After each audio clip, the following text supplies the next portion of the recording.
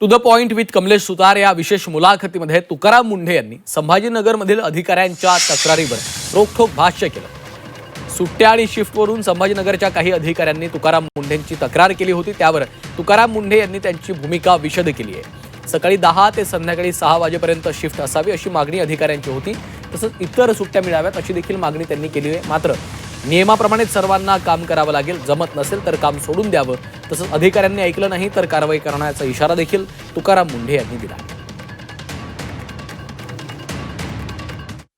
तुमच्याच संभाजीनगरच्या काही कर्मचाऱ्यांनी तक्रार केली की आम्हाला काम जास्ती करावं लागतंय, आमच्याकडे तेवढ्या सुविधा नाही आहेत, आम्हाला शनिवार रविवार पण सुट्टी घेऊ देत नाही तुम्ही। नाही, त्यांना आठवड्याची एक सुट्टी आहे।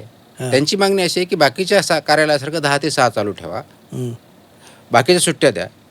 ते कार्यालय नाही आहे, ती लॅब आहे। लॅबचे नियम वेगळे आहेत, कार्यालयाचे नियम वेगळे आहेत। बरं, तर लॅबने लॅबसारखं काम करायचं आहे। 48 तासाच्या वरती कुणी काम दिलेलं नाही, दिवसानं 8 तासाच्या वरती कुणी काम दिलेलं नाही।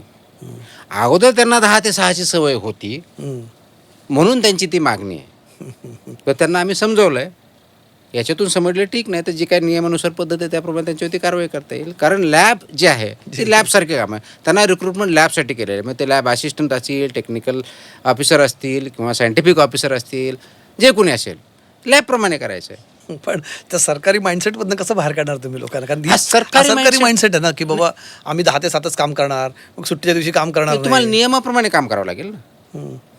नियम तुम्हाला 48 तासाच्या वरती कोणी देत नाहीये, दिवसातल्या 8 तासावरती कोणी काम देत नाहीये।